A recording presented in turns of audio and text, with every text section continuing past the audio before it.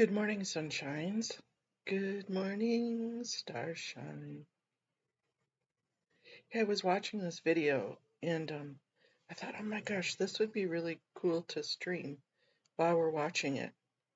So if anybody's up and wants to watch this with me, or if you're on the replay crew, go ahead and watch this. It's kind of alarming, but I'm going to put it on 2 times this, or 1.5 the speed.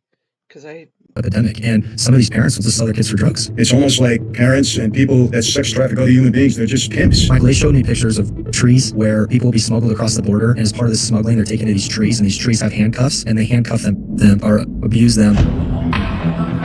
I walk in redemption.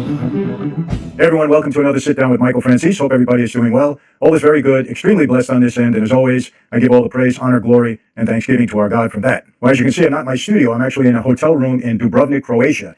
And I've been here for a couple of days now. Went to Romania before that, was with the Tate brothers, spent a nice 2 days with them. I'll get into that a little bit more in another video. But it's been a great week. From here, I go on to Rome and Tuscany. My daughter's actually getting married in Tuscany on the 28th, so we're going to have a good time there. And it's just been wonderful. So many beautiful places around the world that I've been very blessed to visit. Eastern Europe is beautiful, obviously, all of Europe. Just great cities, wonderful. The food, the people, the environment, just beautiful. You know, and I feel very blessed to have been able to visit these cities with my wife and daughter and family. And as you can see, I have this beautiful picture behind me that was given to me as a present, so we put it up as a little bit of a backdrop by a dear friend of mine who I spent some time in Monaco with, Tarek Toma, just a great guy from Germany, has a big company there. So a lot of good stuff going on.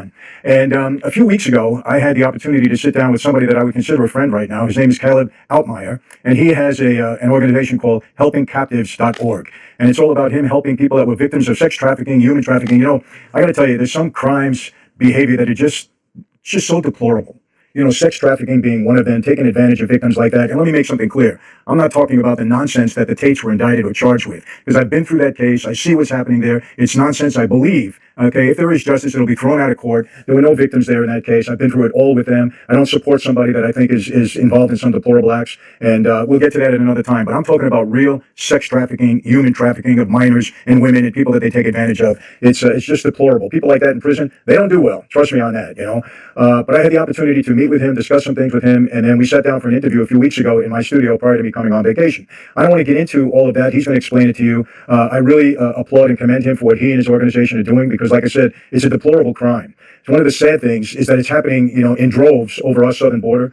California is the leading state. Obviously, there's a lot of migrants coming over the border there illegally. They're coming into this country. Many of them are being human trafficked, sex trafficked. It's terrible. Our government knows this is going on, but they allow it. You know, you got to be honest. You got to call it like it is, people. They allow it. They're allowing it to happen. I've spoken to Border Patrol agents, people that are in the know on this. It's terrible what's going on, and they're allowing it to happen. But again, that's another issue. But I think I had a very interesting conversation with Caleb. Hopefully, after you hear from him, you'll even support his organization, what he's doing. He's on the front lines, very, very significant, and he's very dedicated, as is his whole staff, with helping these people. But I want to just start this off by reading some statistics that might, you know, alarm you a little bit. Hopefully they will. But some things that I didn't know and I learned from him. What are the 3 stages of human trafficking? In the first stage, the victims are recruited. So they find these victims. They recruit them. The second, they're transported. Normally, like I say, they come in over the border, wherever they come from, and you're going to be surprised who is the people that promote human trafficking. It's amazing. And the third, they're exploited. Obviously, they're exploited. At the recruitment stage, criminals use many methods to force or trick people into being trafficked. In some cases, the people are abducted and assaulted. That happens. Now, listen to this. Who are the traffickers? And Caleb is going to go into this. I was stunned to hear this. They may be family members that are sponsoring or giving their people up to human trafficking, usually young girls or young boys. It's terrible to hear that people in a family. What kind of family is this? You know, people, I've said this time and time again, the major source of all the issues we're having in this country, in the United States, and maybe throughout the world, is the breakdown of the nuclear family. That's it. You know, all of this stuff, family isn't important anymore. You know, a husband and wife raising children, not important anymore. Fathers, not important anymore. Look at the result. It's all around us, and it's not good. Breakdown of the family. This is the problem. They may be romantic partners, and they may be acquaintances or strangers, so it can come from anywhere. How do traffickers choose their victims? Traffickers actively seek out individuals with certain triggers. Listen to this, such as addiction tendencies, obviously. If you're an addict, you're going to fall victim. Lack of family support. There we go again. Breakdown of the family, the nuclear family, and disassociation from a community. In other words, they can see people that are not involved in their community, areas where there's a lot of strip clubs and stuff like that going on. Terrible. Over 50% of identified girl victims are aged between 15 and 17, whereas about 40% of trafficked boys are under 12 years of age. And these are some of the risk factors. Significant risk factors include recent migration migration or relocation. Again, southern border, our president and all these Democrats in control, again, calling it like it is, allowing this to happen over the southern border and over the northern border. They know what's going on. They're not stupid. Mayorkas knows this. The Border Patrol agents told them that, and they allow it to happen. Children, women being victim, they're all migrants, and this is what happens, okay, when you have no rules and no barriers on your borders.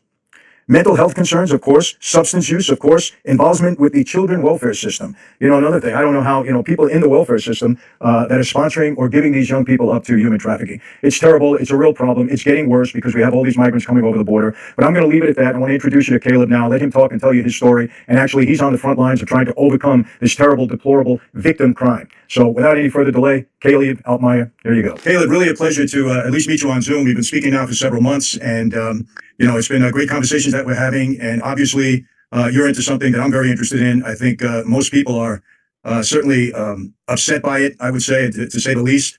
And what you're doing is amazing. It really is. And, the fact that you've taken such an interest in helping these people, and we're going to get into what that is in a moment, really should be commended. We need more people out there like you. So obviously we did the intro. It's concerning human trafficking. And let me ask you this. What motivated you to get involved in this issue? Yeah, a short answer to that is my babysitter was trafficked. And that's kind of what got us into learning about it, trying to figure out how to help people that are coming out of the life. My father ran a homeless shelter, and then my mother's a quadriplegic. So I grew up in an incredibly unique situation, loving Christian family, and that's kind of the direction my life was headed until I totally walked away from the Lord. But when I came back to God, I felt he called me into ministry. But I gotta be honest with you, I never in a million years would have thought that I would be getting into anti-trafficking work. I thought trafficking was something that happened overseas or it involved kidnapping in containers. I would have never in a million years thought this would have been something God would have had for me in my future. But everything changed when a lady came into my dad's church service and told him her story. And that lady happened to be my babysitter. And she'd been trafficked from the age of 6.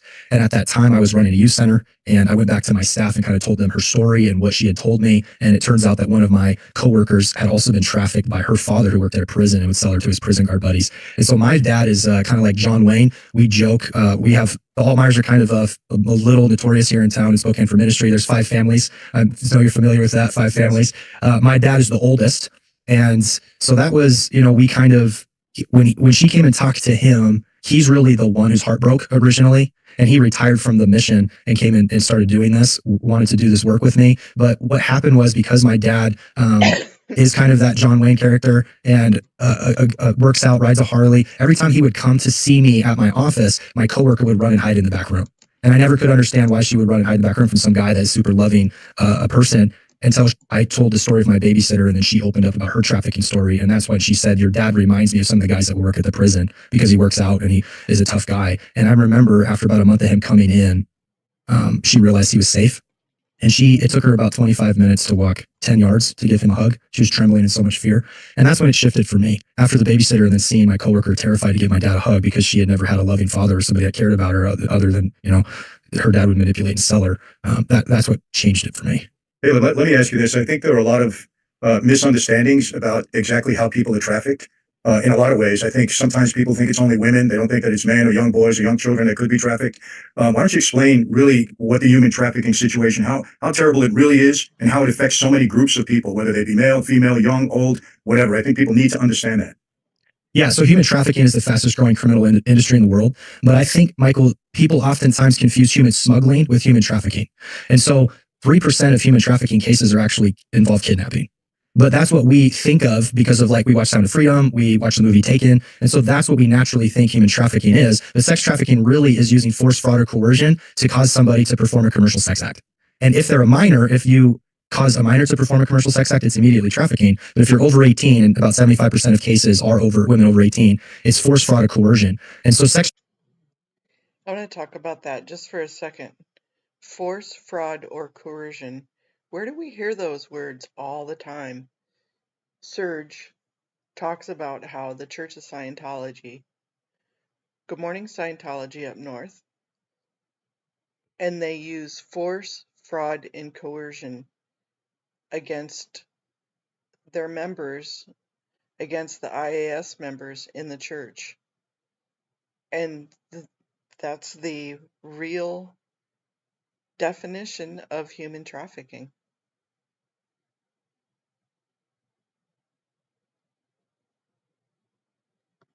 Trafficking, I think, for somebody with your and my background, I think it'd be better identified as human exploitation or sexual exploitation. And so smuggling is about transportation and trafficking is about exploitation. And oftentimes, like down at the border, smuggling will turn into trafficking, but they're two totally different things. They often coincide, but you can be trafficked in your own city by your own parents in your own house. And it's horrible, man. And that's what's happening is it's force, fraud, or coercion. So if somebody forces you to perform a commercial sex act, maybe that's forcing you to work at a strip club, forcing you to have OnlyFans, forcing you to perform pornography. That would be sex trafficking. If they're tricking you or coercing you or trying to make you think that they love you, really just to get in a relationship with you so that they can exploit you, that's sex trafficking. And then coercion, if somebody is threatening you, if you don't do X, Y, Z, you're not going to see your kids, I'm not going to feed you, that would be sex trafficking. So there has to be force, fraud, or coercion, and it's any commercial sex act. And it doesn't necessarily have to be across a border.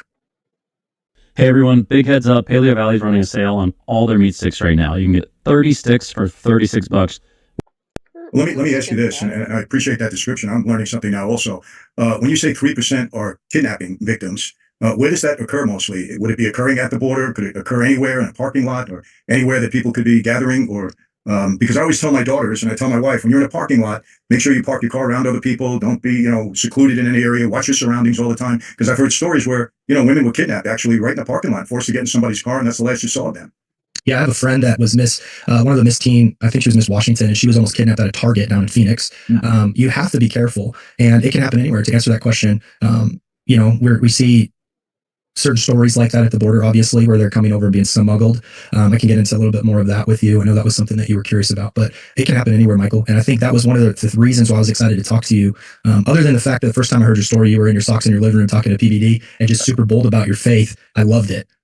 But the fact that you got out of the life, but you weren't naive, right? We have a lot of women that come out of this life and it's terrifying for them and they need to be kind of smart as they're coming out of that. And so you're right. You need to be able to train your kids and train your spouse and your wife on just being smart, not being naive. Well, my friends, Michael Franzese here, and I am very excited to introduce you all on non-alcoholic wine. Really excited and proud about this because I'll tell you why. Our process is a little bit different. This is real. Organized crime, mafia, Cosa Nostra. We would never even think of being involved in anything like that. But there are criminal groups that possibly could be engaging in that. Is there any group in particular that you're aware of? It's not something that I could totally say like online to everybody. You could maybe talk off camera, but there's certainly gangs that are actively engaging in it for sure. And are they normally gangs from foreign countries that have, established themselves here in America? There's some of that, but again, a lot of this is local. So that's the thing that shocks everybody. So for us up in our area in the Pacific Northwest, I'm not getting a ton of people from the border. Do we run into that? Yeah. But most of the women that we help, they grew up in our cities. They grew up in our homes. They were told that, from a young age, the only thing that they're good for is what they can give a man sexually. And I think culture is just screaming that at my generation. So as soon as you hit like junior high to a young guy, you're told the only thing that you're good for is basically your body count. Like that's how you're going to become popular is your body count. And then they try and get you addicted to pornography. So you start looking at women as objects at a very young age. And then for young girls, as soon as you get junior high, it's like culture's screaming at you. The most important thing about you is what you can give a man sexually. And so that's what we're seeing is young kids and young women in our society growing up in our own cities that are getting forced and tricked and frauded into performing commercial sex acts. And who's perpetrating that? When they're told that body counts are important. And I know, there are a number of YouTube platforms now where women get on there and talk about their body count and they talk about it with pride. So, yeah. It corroborates exactly what you're saying, that they've been led to believe that this is important. This is what guys want. But it's really just the opposite. It's something that leads them into, a human trafficking situation. Yeah. And we've been, but just think about what we've done as a country. So in the 60s, we took prayer and Bible out of school. And then right after that, we legalized abortion and pornography. And when you look through the Bible, which I know you're a believer, and you look through the book of Kings, God judged societies on whether or not they tore down the high places. So if you look through the book of Kings, you'll see this king did what was right in the eyes of the Lord because he tore down the high places. Then this king didn't do what was right in the eyes of the Lord because he didn't tear down the high places. Well, those high places were where they would go to have orgies and they would sacrifice kids. So you were worshiping sex and blood. And if you look at America today, we tore down prayer and Bible in school and teaching kids. And instead, this is what we've... I think what a lot of people don't understand, which we're experiencing in this country, maybe around the world, although I don't think so. I think it's prevalent here in the freer countries, the democratic countries, as you would say, is that, immorality at some point leads to the downfall of a nation. It's one of the contributing factors. It happened in the Roman Empire. It happened in the downtown Manhattan, like to Canal Street or the Bowery. You stop your car at a light and you would literally have 30, 40, 50 women come up to your car trying to get you to, to have sex with them, obviously for a price. So it seems like this is of what we do to try and help stabilize these women. But it's insane what people will do for drugs. And that they're not even getting 10% of the illegal drugs that are coming across the border. They get really no help from the feds with respect to this. And they said human trafficking is running rampant. They can't control it. And they said this that come in and actually I will had call heard escort they services and talked leave about them the a phone number religious if they need to get out, and they'll aspect. figure out a way to kind of get out of their situation and then contact Rescue America, and then Rescue America will send them to organizations like ours. And so, when we started, we didn't know what we were doing, Michael. I mean, when we started this, I was running an organization to help kids, and we were running like youth centers and stuff like that. And um, it was just a strange situation to have that babysitter come and then have a coworker come, and then all of a sudden we're like, well, let's just open up a house. And so we just opened up a home, and we thought, well, we'll just put some host parents in there, and if a girl needs a place to live, then we'll give her a free place to stay. And we thought we helped 2 or 3 women. We had 21 women go through our house in 9 months. And then we were sitting there going, well, this isn't working. We need professional care. We need staff that are rotating. We can't just hire families or throw women in host homes. They're not ready for the amount of trauma that these women are dealing with. And so that made us go and pursue other organizations, which there wasn't a ton back in 2016, 15 area of time. And we met with about 7 organizations. Most of them we went to learn and said we would pray for them because they were so depleted and stressed out. But eventually found this one organization that was doing a long-term program, which means that women would come to them once they got sober, and they would go through 9 months of recovery and 9 months of transitional housing and have a job afterward. And at the time, they were turning away 60 women a year because there was no longer. Okay, I'm going to stop it there for a second because I want to talk about good morning, the Holy Rogue. Hey, you popped onto the right one. So this obviously is a Christian ministry, and they're talking about folks that are trafficked for sexual activities, sexual work, or because of their drug addictions. And they're finding, they were just talking about how and I've got them playing on 1.5 speed, Amy, so you're triple timing it. But they're having a learning curve about helping those that are survivors. And I think we as a community right now are in that exact same spot. We're looking at the survivors going, how is it best to help people? How are we going to get through this? I'm a praying person. I am a total believer um, in Jesus. I have all the healing power. I mean, that's all part of it. But you have to have some type of plan. You can't just have ex-survivors or ex-moms and dads running a, a foundation or a nonprofit. And I'm not talking in specific about SPTV or Aftermath. That's not the issue, and I'm not downplaying them. But you have to be able to provide more help than just the money or just the emergency services. You have to have supports. You have to have a way for people to transition from where they're at to where they need to be in order to have a better life. Outside the blue building yelling, "You want to leave? Come on, we'll take you. Jump in my car." That is a beautiful thing. That is a wonderful thing. But then what? Where are you going to go? And I think that's something that I think that they're touching on here. I'm going to let it play just a little bit more. Long-term programs. And so we started a long-term program. After that safe house, we realized we need to get more trained in this, learn what we're doing, eventually raise the money, started a long-term care program, had women flying in from all over the United States going through our long-term care. And then something shifted in the last year and a half. We started getting a lot more local women contacting us. And one of the things is a lot of the women, when they're coming out of the life, right, they're not sober yet. They're not clean. And so we needed to kind of shift our priorities. And so we transitioned to now offering a 30 to 90 day recovery program. And we actually help them get healing and help them get stable and get them ready to go into long-term care programs. And then as we grow the organization, we would love to reopen a long-term care and transitional housing. But right now, that was the biggest need we were seeing as we talked to some of our networks, was there's so few immediate stabilization care facilities. And so that's what we do. So the women actually will come to us. We have a whole intake process, pregnancy test, drug testing. We actually have to wand their things in themselves for trackers. All their stuff goes into Faraday bags. Then they end up going through a kind of a process where we talk to them, let them know what they're going into, have them sign some paperwork. Well, Then they go to our undisclosed location. They get fruit. Let's talk about that. Gina,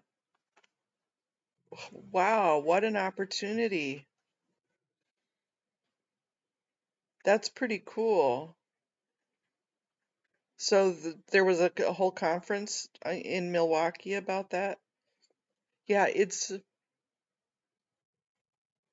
what this guy is saying is that the trafficking one, let's translate it to the religious services, the FLDS and the Scientology and the Jehovah Witness and the Remnant Church. I mean, let's go on and on and on. There's a bunch of different cults because they're all cults. But these are happening within the communities. Yeah, Gina, we're very interesting. What did they say?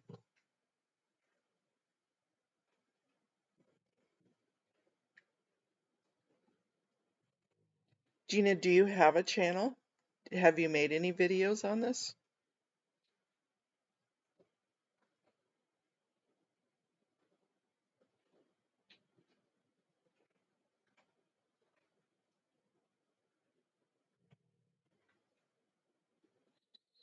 Yeah, I agree. The Holy Rogue. I agree, and I've watched your videos, and I love watching your videos. Is that uh, there has to be some consistency, and I've been preaching because I'm more on the level of transitional wraparound services when you're asking and wanting somebody to leave Scientology. They have to have some faith, they have to have some comfort and some trust in what you're doing. So you have to have some wraparound services, not just jumping out. That guy Chance, the one that was kicked to the curb because he was gay, with $12 in his pocket. What a wonderful thing our community did to come together and to get him funding to have a month or two of rent.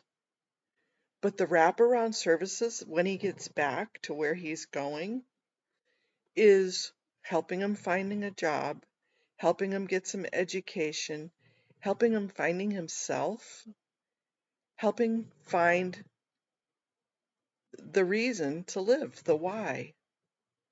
That's a huge difference between just getting somebody out and then taking a hold of their story and exploiting it. Because that's kind of a part of a exploitation. That's a coercion fraud, and that that to me is just as bad. Yep, you got to be able to help them figure out their life.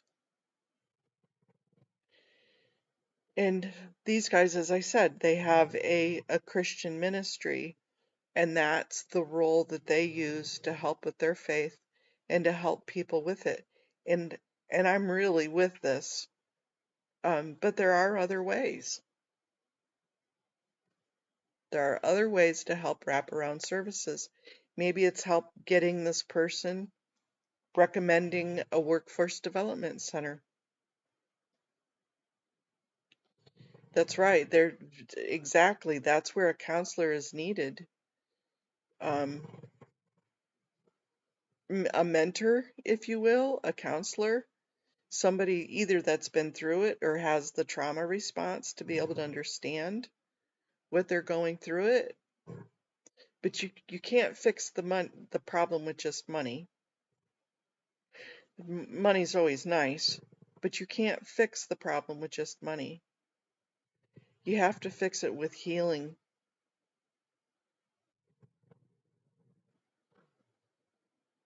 Advocacy plays a huge role. I want to listen. Let's see where they go with this, if you don't mind. free food, new clothing. They're taken care of. They're helped through their detox process. Now, if it's an extreme detox, then we will take them to a hospital with an advocate, and our staff will sit there with them.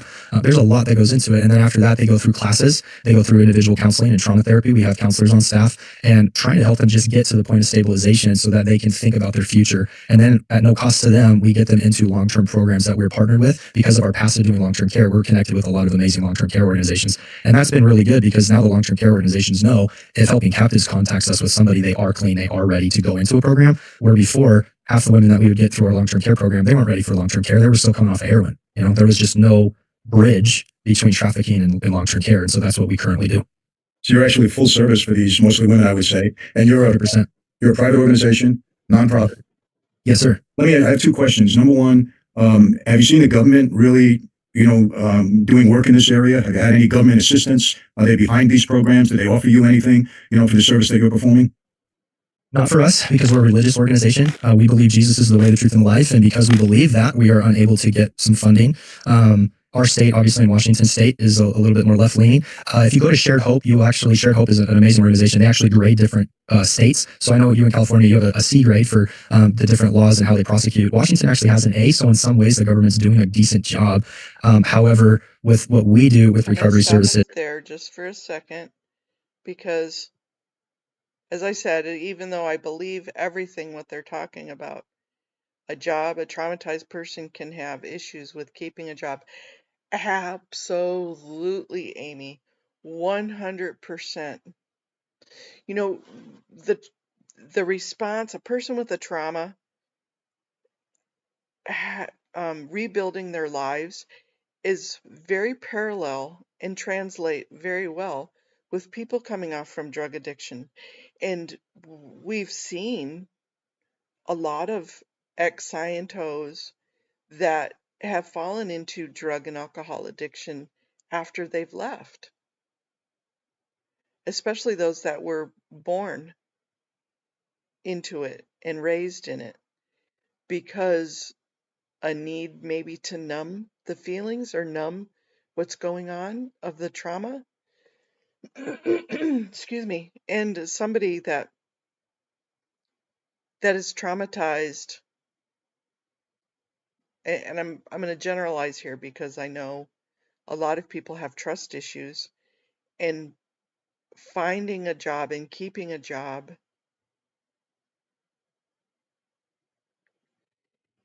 is finding a job. One, you got to have all your documents. You have to have your history. You have to have your experience. And when you're coming out of, let's say, the Sea Org, you don't have that. You have translatable skills, meaning you were a dishwasher or a janitor or an office person, but you don't have the on paper skills like for your resume. So you get passed over for the job a lot. And I can tell you that happens. But then let's say you do get the job, having the trust and being able to stay put, having faith that things are going to work out, and having the emotional stability to stay at a job, to keep a job, that's huge.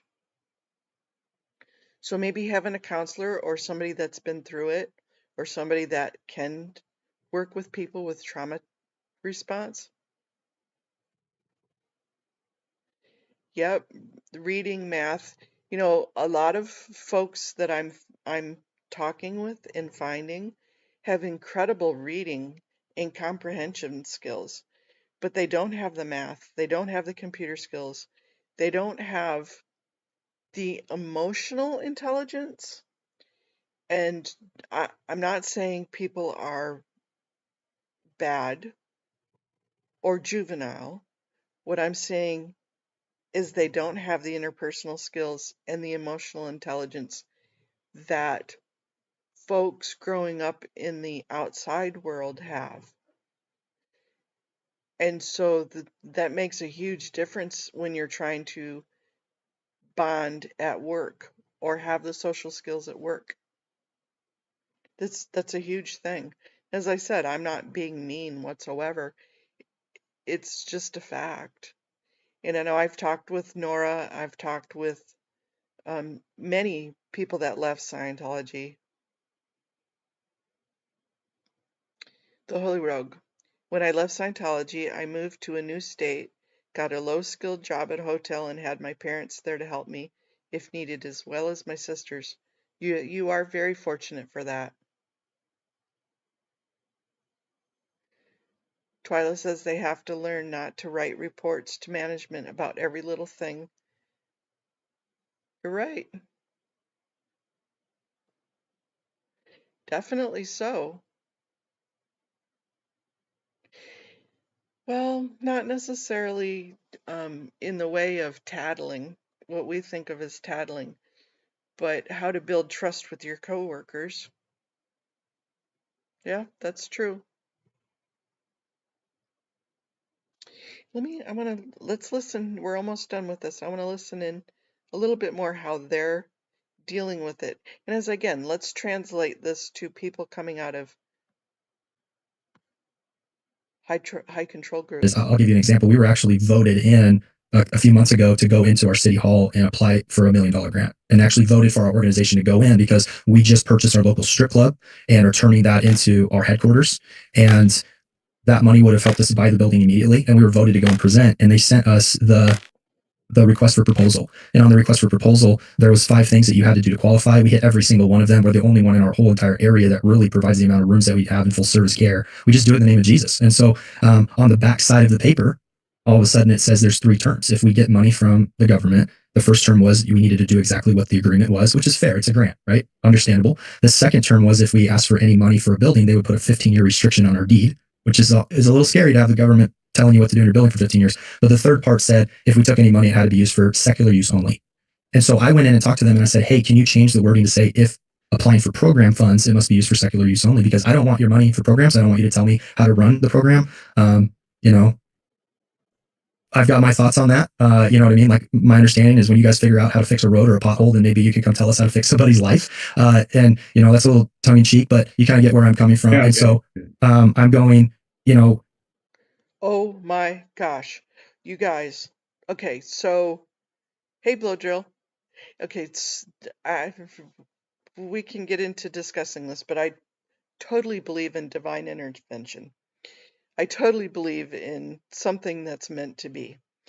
And what I just heard, oh my gosh, that would be so cool to maybe go into some of these places, to Clearwater or the Philadelphia area or New York area, and try and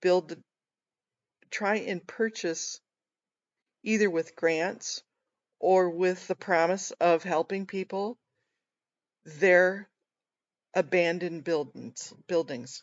Scientology's abandoned buildings. That's an idea, you guys.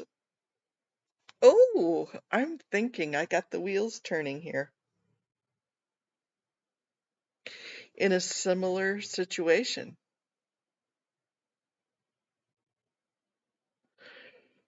Okay, you guys. And good morning and happy Wednesday to you too, Plojo. That's interesting. And they put a few stipulations on their grant funding. One, of course, they have to do what they're supposed to do.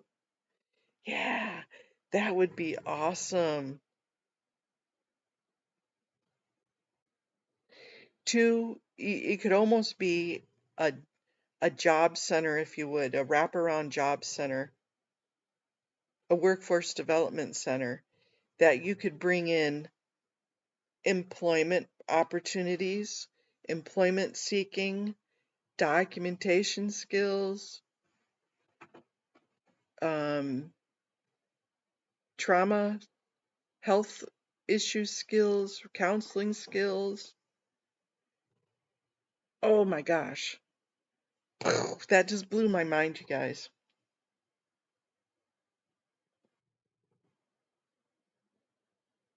Kind of a rebuild your life center.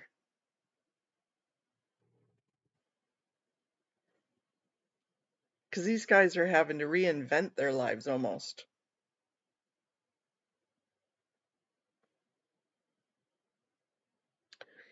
Okay, wow, that gives me something.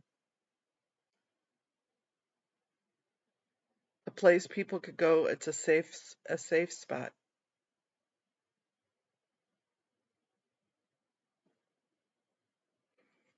Hmm,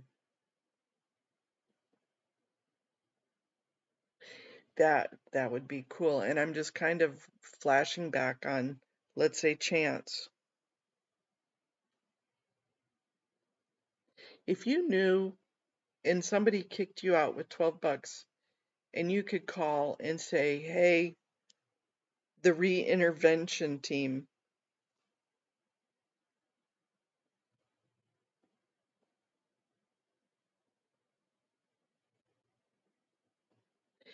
I agree with you, Blowdrill. I 100% agree with you. Finding out what you did was wrong is because you did it and then oops, and not knowing what the social norm is or the workforce norm is. I agree with that, and that's really what we're talking about.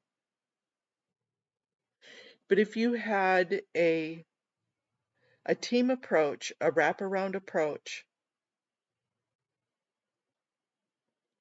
to where you could have a mentor, you could have somebody to reach out to. Wow. Okay, you guys. I am like totally psyched on this. Boy, it would take a lot of money, but with all of the human trafficking funds right now, I bet you this could get going.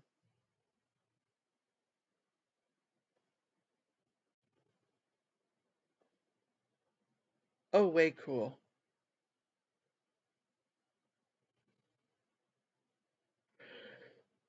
Hmm.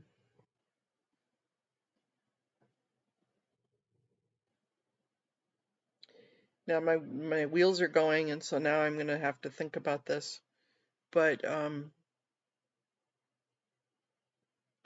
and for those that believe in prayer, why don't you put this on your prayer chain that whatever this is will come to fruition. Whatever's been dropped into our laps will blossom and bloom if it's meant to be.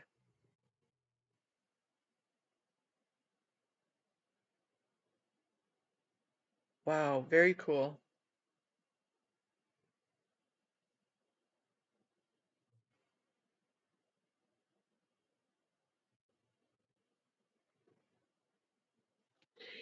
But okay, Dylan, I kind of look at this that, and Dylan said would be great for newly out people. I'm tainted goods, so we'll just bump through the rest of this life. Would support something that helps people not make the same mistakes. And then the Holy Rogue says, so how does an organization like SBT or other get a counselor on their staff? Is it as easy as just hiring them? Yeah, yes, it could be just as easy as that. But you have to look at what you want your end result to be. And Dylan, I'm going to challenge you on that thought. I think you're worth way more than what you think. You may have had issues in your life in the past and you feel like you're a tainted good, but you're not. You are a wealth of knowledge.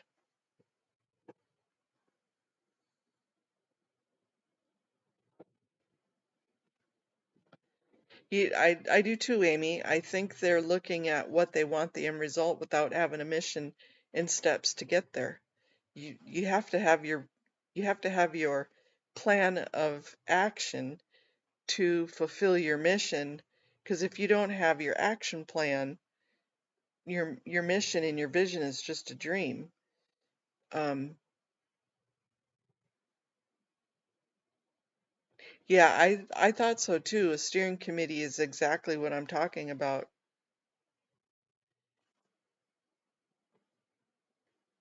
Yeah, I think you are worth way more in gold for your knowledge and your head knowledge, and I'm talking to you, Dylan, directly to you. You are a gem, not to be used for what you've been through. That's not what I mean, but because you are so knowledgeable. You are.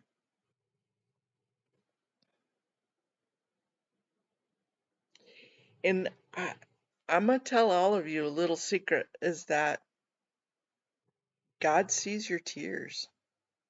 He sees your frustration, and he knows, he sees, and he loves you, whether you love him or not, or whether you know or not. And so this is all part of, yeah, this is just all part of taking down an abusive cult, taking down abusers.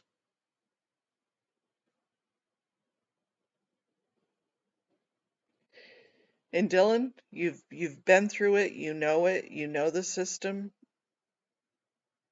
We need to get your dad out in your family because your tears have been seen and your cries have been heard.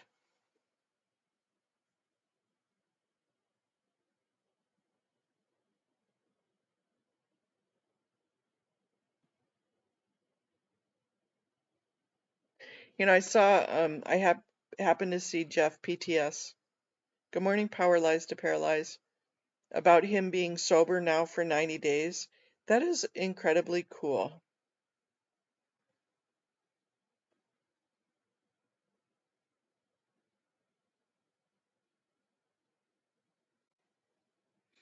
And we all need to just support him in that.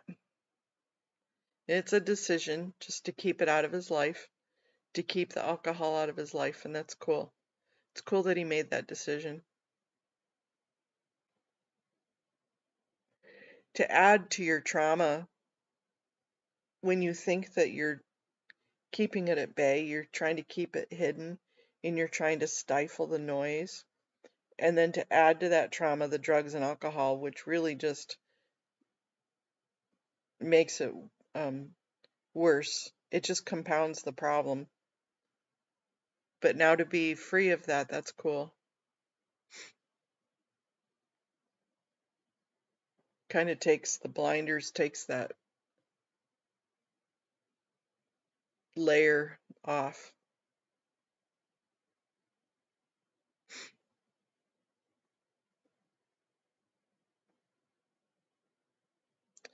See now, I don't really have a relationship with Aaron or Claire and Mark.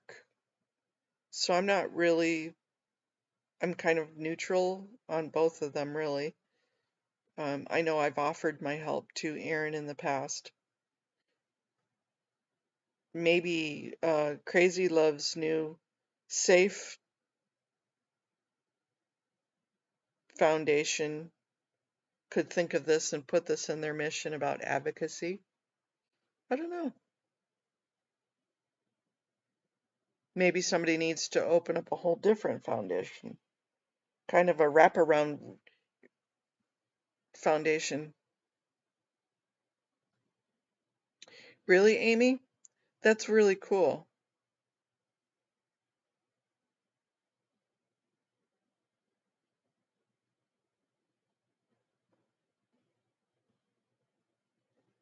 Okay, Miss Davy, have a wonderful day. Yeah, this is a cool idea that's been dropped on us. Don't know where it's going to lead or who's going to lead it, but it's definitely a great idea. Amy, maybe could you email me maybe some ideas on what your religion is doing? Good morning, Tony.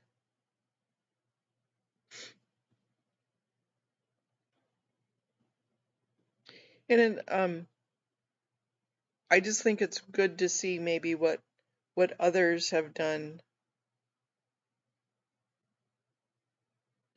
The Jewish Coalition to End Human Trafficking was created to broaden the understanding in the Jewish community regarding the crime of human trafficking.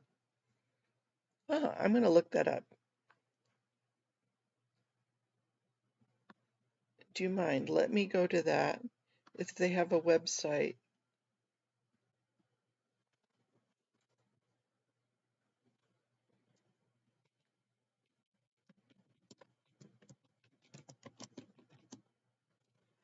Right here. It's my very first Google. It's a partnership between Jewish organizations and other groups to combat human trafficking. Their goals include raising awareness, advocating for legislation, and partnering with organizations. Maybe I will reach out to talk with them. I mean, why reinvent a wheel? That's interesting.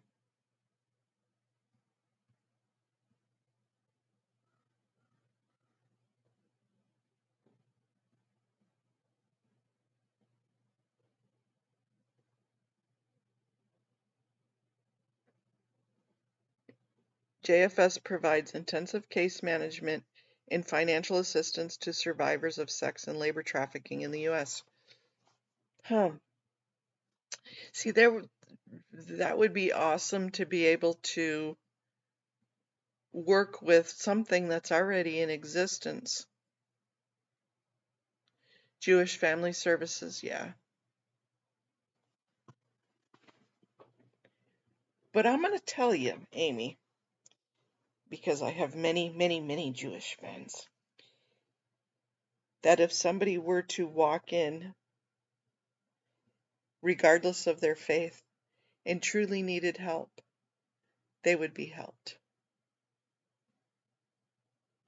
Scientology up north, the SAFE Foundation is the newest one, but they are more focused on advocacy and helping protesters and legislation. Not necessarily people wanting to leave Scientology or high control groups. And that is Crazy Love is Love. Yeah, Amy, they would. Whether or not you had the label of being a Jewish person or a Christian or an LDS or an atheist doesn't matter when it comes to providing love, service with love. That's the whole key.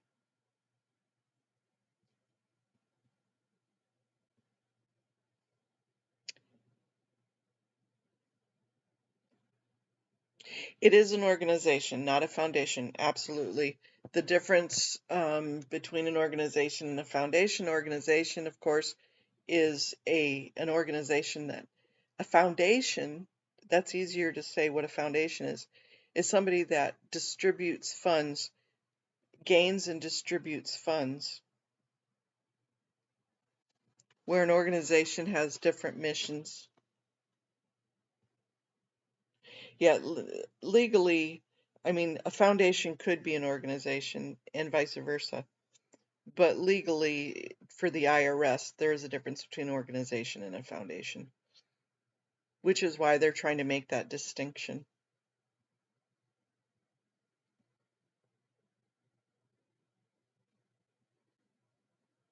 But this definitely has my wheels a turning.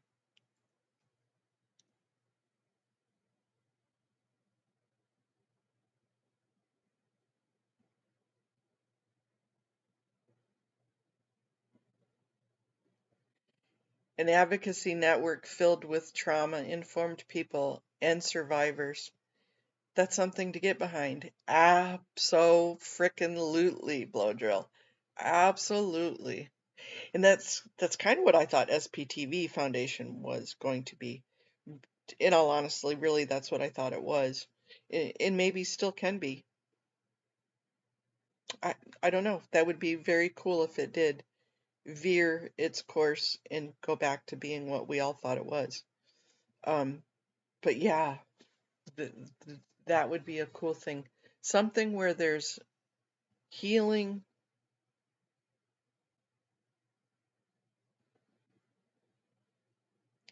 What faith you are in seeking help from others is completely fine. A challenge for some, but it is okay. Yep.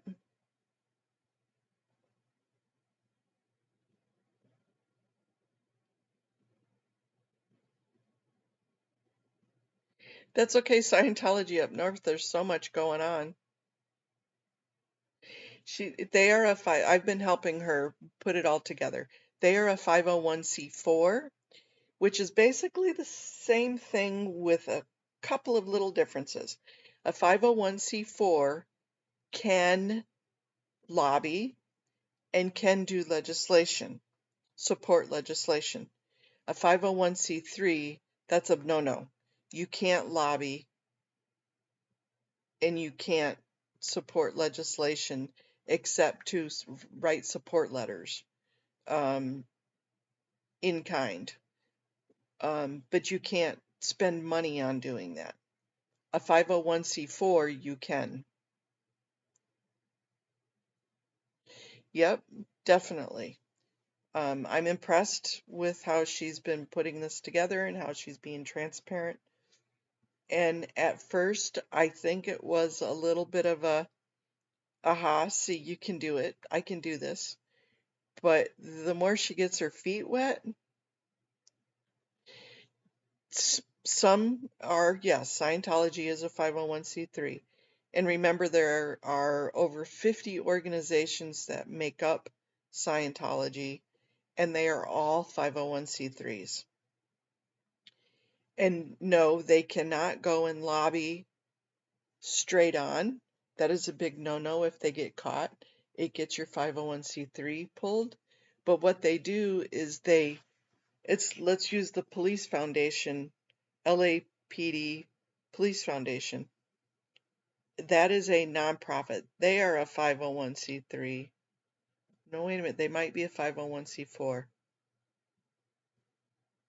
And their mission, Scientology donates to the nonprofit, and then that nonprofit donates to the LAPD.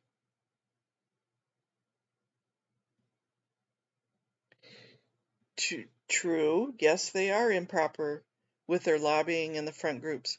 Yes, they are.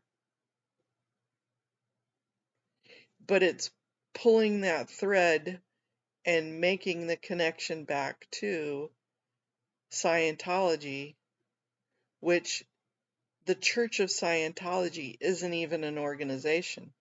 The Church of Scientology, the church itself, doesn't even have a 501c3.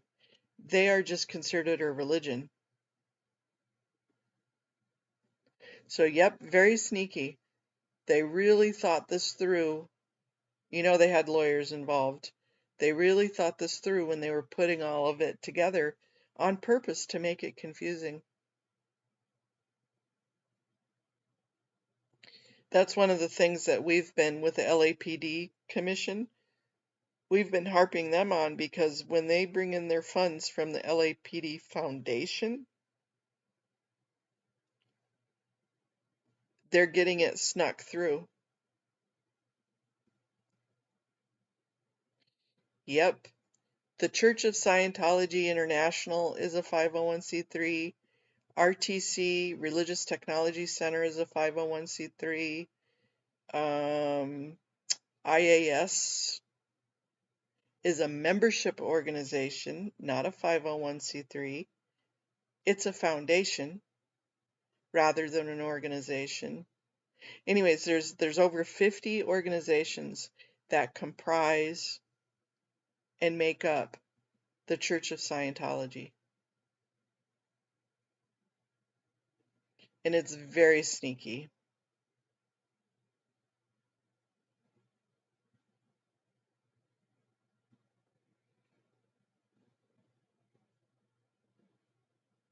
Oh, extremely premeditated.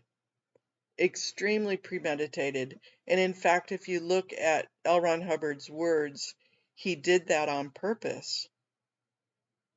So that way it couldn't, in fact, his words were, if you look to our left and try and take us down, we're going to be on the right. And if you look to the right, and I'm not talking political, and if you look to the right, we're going to be on the left. You're not going to be able to take us down. We're going to confuse you. Those were almost were his words. You're right. It's a combination of a PR war and a fact war. So you have to build it. And this is the discussion that I was having with Jamie and Daniel.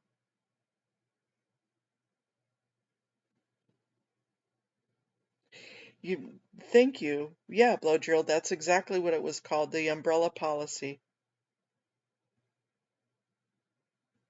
Thank you for the name of that. Yep, that is what I'm referring to. See, Dylan, you are just a wealth of knowledge. You are so smart about all of this. I told you I need to pick your brain more. We need to have a discussion because you are extremely, extremely worthy and useful. But even if you didn't have all that knowledge, it's just because you're just a great guy.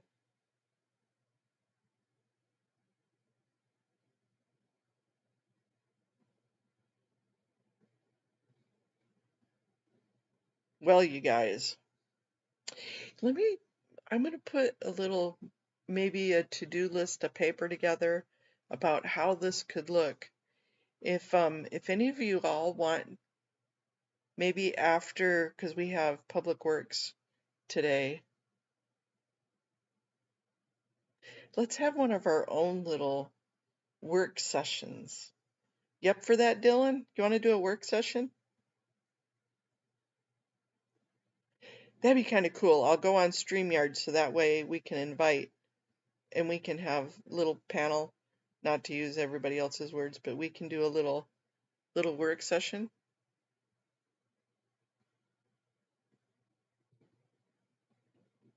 Ooh. Oh, that's right.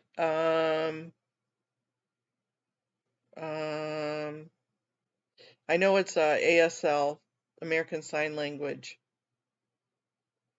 Um, like that.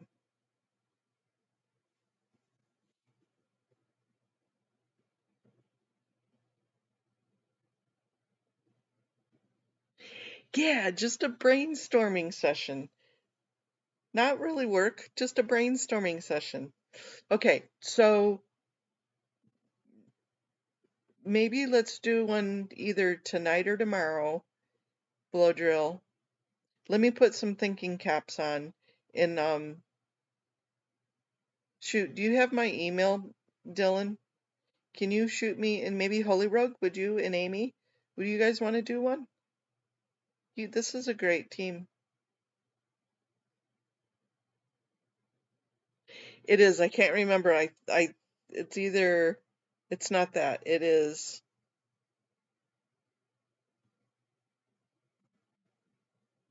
what the world is it? I'm gonna have to remember. I'll remember it. That would be a really cool um, logo for this new thing that we're trying to create. Okay, well maybe tomorrow. Let's all think of a good time, and I'll find that Google hand signal. I remember what it is, but I can't do it on my hand right now. We'll figure it out. Okay, guys. Well, I'm gonna go fluff and buff before I get ready for this Public Works Committee. And here I'm gonna type in my email. If you guys email me, I will do a little poll on when everybody can get together.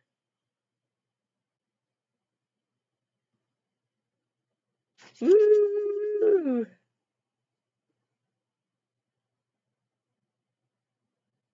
Let's talk more, Holy Rogue. Email me.